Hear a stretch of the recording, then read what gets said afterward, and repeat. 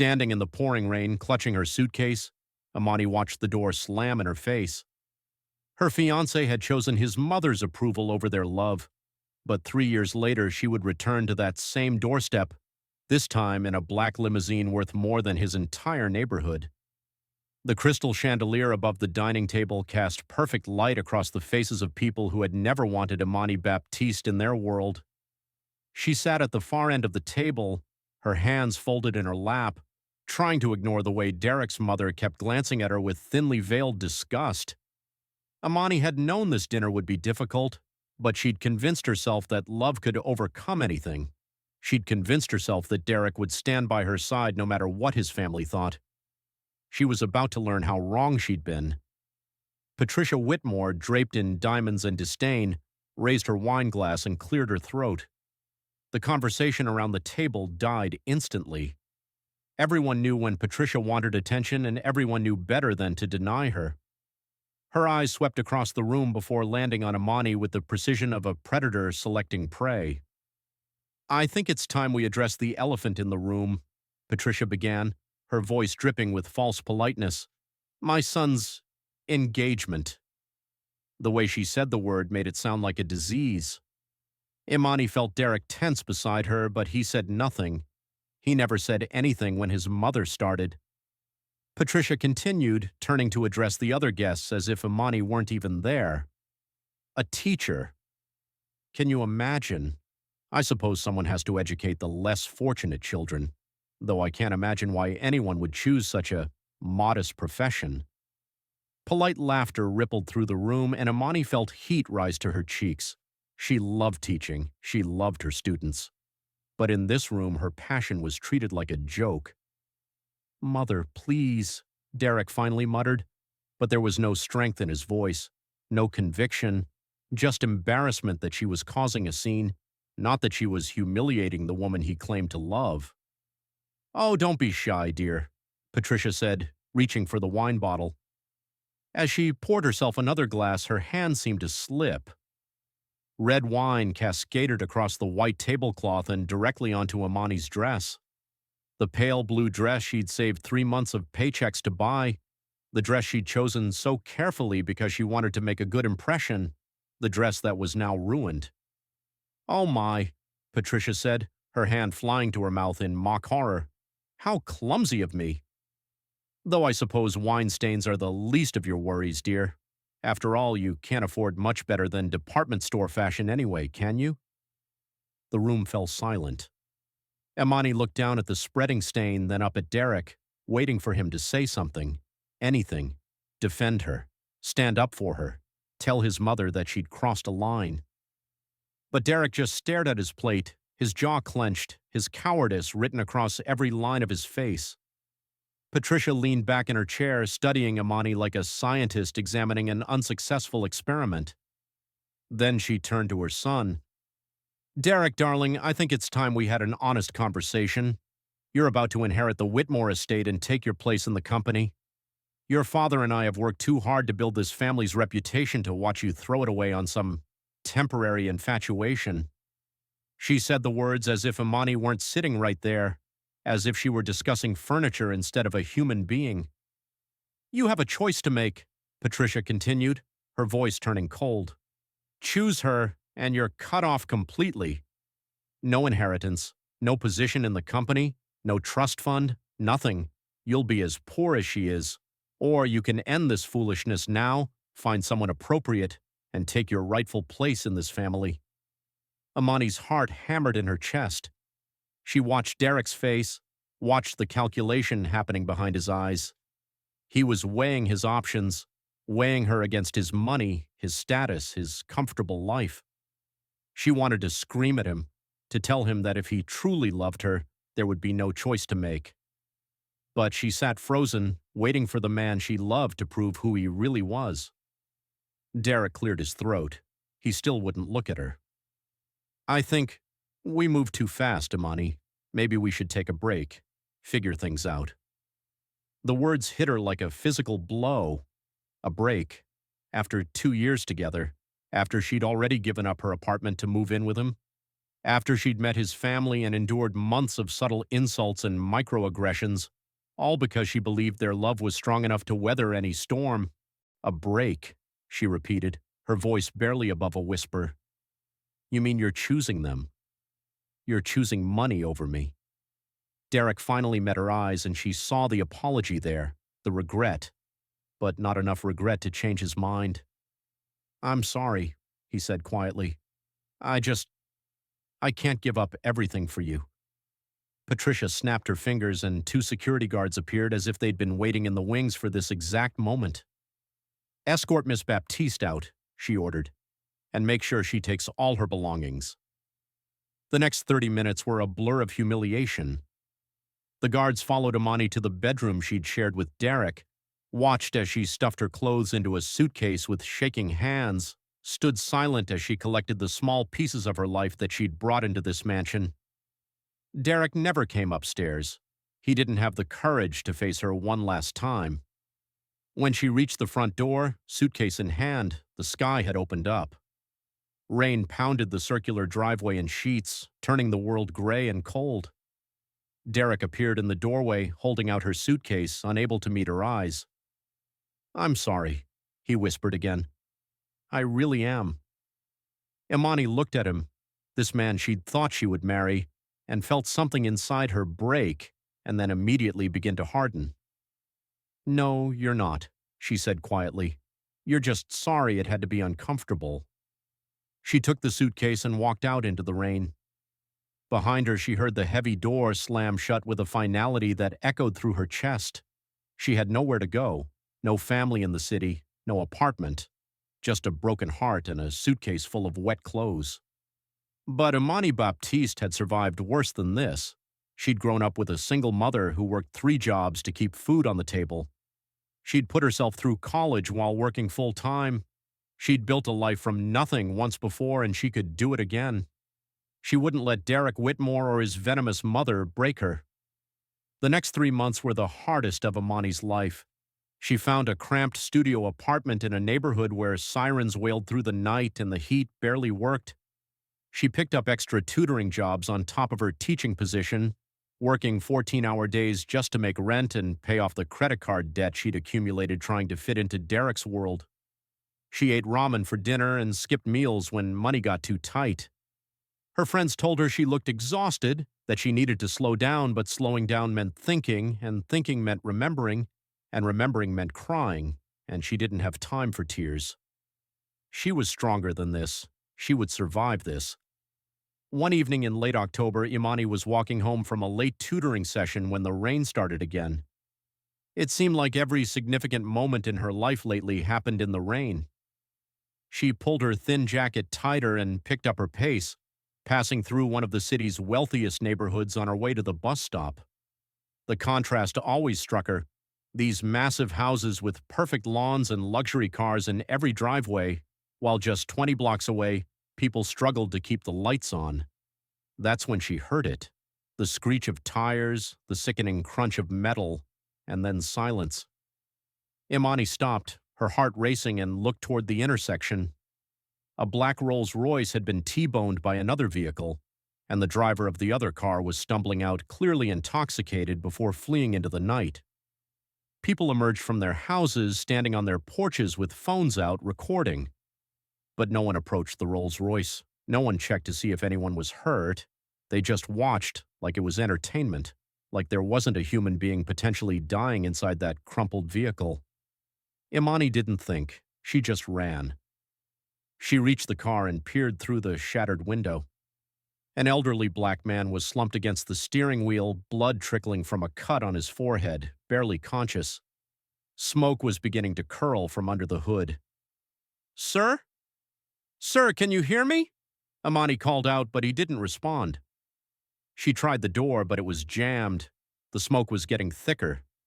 She looked around desperately for help, but the crowd just stood there, watching, filming, doing nothing. Imani grabbed a rock from the landscaping and smashed the passenger side window.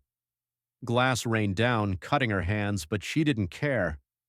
She crawled inside, ignoring the smoke burning her lungs, and unbuckled the man's seatbelt.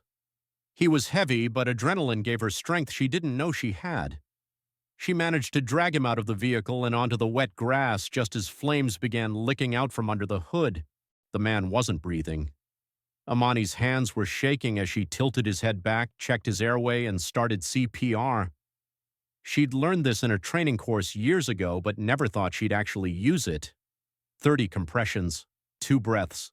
30 compressions, 2 breaths. She lost track of time, lost track of everything except the rhythm and the desperate hope that this man wouldn't die in front of her. Finally, he gasped and coughed, his eyes fluttering open. Sirens wailed in the distance, getting closer. The paramedics arrived and took over, loading the man onto a stretcher. One of them tried to get Imani's information, but she was already backing away, her mission complete. She didn't need recognition. She didn't need thanks. She'd done what any decent person would do. She disappeared into the rain before the reporters arrived, before anyone could get her name. What Imani didn't know was that the man she'd saved was Theodore Laurent, the wealthiest self-made billionaire in the city. His empire spanned technology, real estate, media, and more.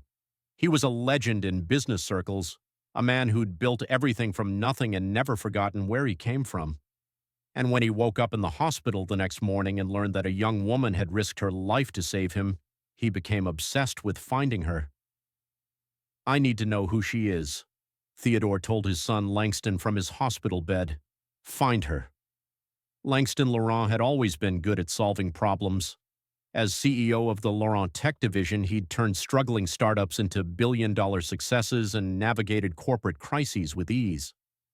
But finding one woman in a city of millions based only on security camera footage of her walking away in the rain, that was a different kind of challenge. He launched a media campaign that saturated every news outlet in the city. "Find the woman who saved Theodore Laurent's life" became the headline on every newspaper and website. Tips poured in by the thousands, but most were people looking for reward money or their 15 minutes of fame. Langston personally reviewed every credible lead, his determination growing with each dead end. It took 3 weeks, but he finally traced her through traffic cameras and the hospital where his father had been taken. Her name was Imani Baptiste. She was an elementary school teacher at a public school in the West District. And when Langston saw her photo, something in his chest tightened in a way he'd never experienced before. He showed up at her school during lunch period, walking through the halls in a tailored suit that cost more than most people's cars. The secretary tried to stop him, but he politely insisted he needed to speak with Miss Baptiste about an urgent personal matter. When they called her down to the office, Imani appeared in a simple dress and cardigan, her natural hair pulled back, looking exhausted but beautiful. She froze when she saw him.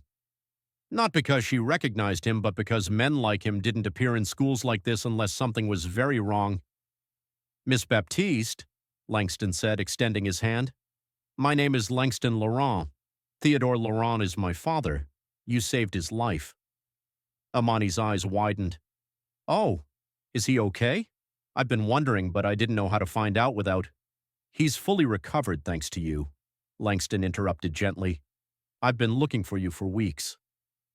My father wants to thank you personally, and we want to offer you a reward. $500,000. The number hung in the air between them. $500,000. It would solve every problem in Imani's life. No more 14-hour days, no more skipping meals, no more stress about rent. But as she looked at this handsome, earnest man offering her a fortune, all she could think was that money shouldn't be why you save someone's life. "I can't accept that," she said quietly. "I didn't do it for money. I did it because it was the right thing to do, because he's a human being and he needed help." Langston stared at her, genuinely shocked. In his world, everyone had a price. Everyone wanted something. But this woman, this teacher who clearly struggled to make ends meet, was turning down $500,000 because she hadn't saved his father for profit. "Is there anything you need?" he asked, his voice softer now. "Anything at all?" Imani smiled, and it transformed her whole face. "Just tell your father I'm glad he's okay." She turned to leave, and Langston felt something close to panic. He couldn't let her walk away. Not yet. Wait, he called out. Would you, would you have dinner with me? Just to talk. I'd like to hear more about what happened that night. Imani hesitated. Every instinct told her to say no. Rich men didn't have dinner with broke teachers unless they wanted something. But there was something genuine in his eyes, something lonely and real beneath all that polish and wealth. Okay, she said. Just dinner. That dinner turned into another and then another. They met in quiet restaurants where Langston could shed the weight of his name and just be a man talking to a woman he found fascinating. He'd never met anyone like Imani. She was kind without being naive, strong without being hard, intelligent without being arrogant. She challenged him, made him laugh, made him think about what really mattered in life beyond profit margins and stock prices. Imani was surprised to find herself falling for him. Langston was nothing like Derek. He didn't need her to be anyone other than who she was. He didn't care that she wore the same 3 dresses to their dates or that she couldn't pronounce half the items on the fancy menus.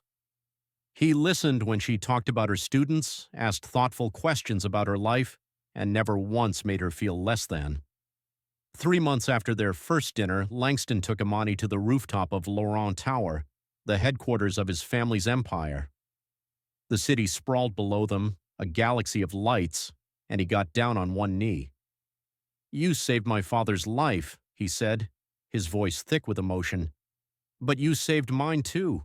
You reminded me what's real, what matters. You made me want to be better. Imani, will you marry me? She said yes. The engagement announcement hit every newspaper in the city. Theodore Laurent's son was marrying an elementary school teacher who had saved his father's life. It was the kind of fairy tale that people wanted to believe in, a story that gave hope that good things could happen to good people. Derek Whitmore saw the announcement while drinking his morning coffee and nearly choked. That was Imani, his Imani. Except she wasn't his anymore, was she? She was about to become one of the wealthiest women in the city, the wife of Langston Laurent, a man who actually deserved her. Patricia Whitmore went pale when she saw the newspaper. The nobody teacher she'd humiliated and thrown out in the rain was now engaged to marry into the Laurent family, a family that made the Whitmores look like peasants by comparison. Patricia's hands shook as she realized what she'd done, how badly she'd miscalculated. 2 weeks before the wedding, Patricia showed up at Laurent Tower demanding to see Imani. Security tried to turn her away, but Imani, now poised and confident in designer clothes that actually fit the life she was stepping into, agreed to meet with her in a private conference room. Patricia rushed in, her usual composure cracked. Imani, darling, I'm so glad you agreed to see me. I wanted to apologize for any misunderstandings. I always knew you were special. I could see it even then. Derek was just too foolish to. Stop, Imani said quietly, but there was steel in her voice. You didn't see me as special. You saw me as beneath you because of my job, my background, and my skin. You saw me as something to be removed, like a stain you couldn't tolerate. The only thing that's changed is my last name. But I was always worthy, Mrs. Whitmore. I was always enough. Patricia's face flushed. I was only trying to protect my son. You were trying to protect your image, Imani corrected. And in doing so, you showed exactly who you are. I forgive you, Mrs. Whitmore, because holding on to anger would only hurt me, but I will never forget what you did, and I will certainly never allow you back into my life. Patricia left the building with her head down, her apology rejected, her social climbing exposed for what it was. Derek tried too. He sent flowers to Imani's apartment, wrote letters full of regret, and finally showed up at her school begging for a second chance. Imani met him in the parking lot where Langston waited by the car, giving them space but making his presence known. I made a mistake, Derek pleaded, the biggest mistake of my life. I should have chosen you. I should have fought for you. Imani looked at him with something like pity. You had a choice, and you chose comfort over love. I don't blame you anymore, Derek. I actually thank you. Because you showed me exactly what I deserved, And it wasn't someone who would trade me for money and approval. It was someone who would choose me every single time, no matter what it cost. Derek's eyes went to Langston, who watched calmly, secure in a way Derek never had been. Derek realized he'd lost something irreplaceable and there was no getting it back. The wedding was everything a Laurent wedding should be: breathtaking, elegant, and infused with meaning.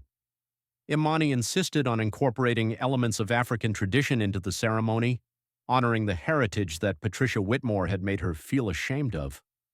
She walked down the aisle in a custom gown that blended modern sophistication with cultural beauty, her natural hair crowned with gold. Theodore Laurent, fully recovered and radiating joy, walked her down the aisle. As he placed her hand in his son's, he whispered, "Thank you for saving more than just my life." During the reception, Theodore stood to make an announcement. The room fell silent. When Theodore Laurent spoke, people listened. "My son has found not just a wife, but a true partner," Theodore began. "And I've found something I thought I'd lost: hope in humanity. Imani reminded me why I built this empire in the first place. Not for wealth, not for status, but to create opportunities for people who deserve them but rarely get them." He paused, emotion thick in his voice. "That's why I'm announcing the creation of the Imani Baptiste Laurent Foundation, starting with a $100 million endowment. This foundation will support underprivileged teachers and students, providing resources, scholarships, and programs to level the playing field in education." The room erupted in applause, but Theodore wasn't finished. "And Imani will serve as the foundation's director, giving her the platform and resources to change thousands of lives, because that's what she does. She saves lives." Imani stood there, tears streaming down her face, overwhelmed by the trust being placed in her, by the opportunity to make the kind of difference she'd always dreamed of making. The wedding route took them past the Whitmore mansion, not by accident but by Imani's choice. She wanted to see it one more time, not out of spite, but as a reminder of how far she'd come. The black limousine slowed as they passed the house, and Imani saw Patricia and Derek standing in the window, watching. She smiled and waved, not in mockery, but in genuine peace. She'd found something they would never understand: that true worth wasn't measured in money or status, but in character, kindness, and the courage to stand up for what's right. The limousine drove on, and Imani never looked back. Standing in the pouring rain, clutching her suitcase, Imani watched the door slam in her face. Her fiancé had chosen his mother's approval over their love. But she didn't return for revenge. She returned because she chose herself, her worth, and her purpose. The woman kicked out in the rain didn't just find love, she found power, respect, and the platform to change thousands of lives. Never underestimate someone's potential based on their current position. True wealth isn't measured in money, it's measured in character. Treat everyone with dignity because you never know who you're standing next to. The person you discard today might be the one who changes the world tomorrow.